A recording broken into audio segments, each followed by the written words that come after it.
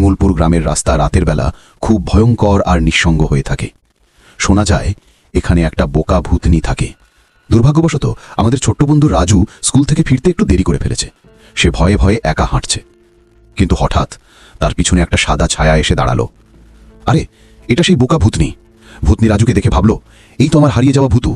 সে ফিসফিস করে বলল, ওলে আমার ভূতুটা, তুই এখানে একা কি করছিস? চল চল আমার কাছে, আমি তোর মা। রাজু ভয় পেয়ে শুধু বলল, আপনি কে? আমি ভূতু না, আমি রাজু, আমাকে যেতে। শিমুলপুর গ্রামের রাস্তা রাতের বেলা খুব ভয়ঙ্কর আর নিঃসঙ্গ হয়ে থাকে।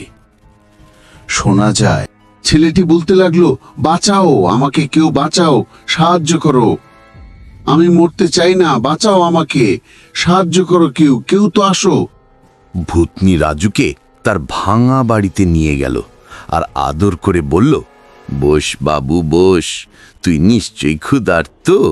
এই নে, তোর জন্য পচা ইঁদুরের ঝোল রান্না করেছি, খা, খেলে শক্তি হবে। রাজু খাবারের গন্ধ শুকে, তোর গা এত গরম কেন? তোর তো নিঃশ্বাস চলছে, তুই তুই তো মানুষ, এত বড় ভুল আমি করলাম। ভূতনি ভীষণ রেগে গিয়ে বলল, মানুষ? আমার বাড়িতে মানুষ?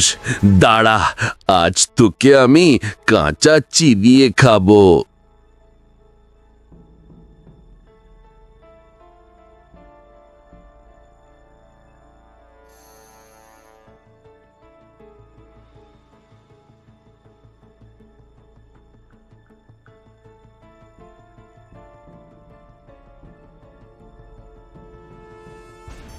সুমন দেরি না করে গ্রামবাসীদের ডাকল। সে বলল, কাকারা, দাদারা, আমার বন্ধু রাজু বিপদে। ওই ভূতনি ওকে তুলে নিয়ে গেছে। ভূতেরা আগুন আর শোরগোল ভয় পায়। আপনারা সবাই মশাল আর লাঠি নিন, আমরা এক্ষুনি ভূতনির আস্তানায় হামলা করব।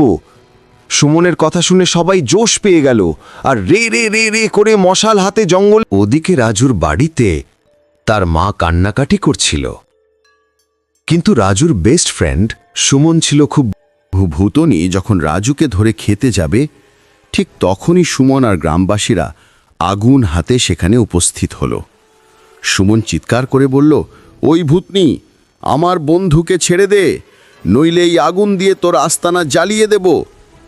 এত মানুষ আর এত আগুন দেখে ভূতনির হুঁশ উড়ে গেল। সে ভয়ে কাঁপতে কাঁপতে বলল, এত আলো, এত আগুন, আমার চোখ জ্বলে যাচ্ছে, এখানে থাকা যাবে না। এই বলে ভূতনি ছবির মতো রাজুকে ফেলে জানালা দিয়ে পালালো। সুমন, তুই এসেছিস? আমি তো ভেবেছিলাম। সুমন হেসে বলল, আরে পাগল, পড়ালেখা করা বন্ধু থাকতে তুই কি বিপদে পড়তে পারিস? সেই দিনের পর থেকে ভূতনি আর কোনোদিন ওই গ্রামে আসেনি।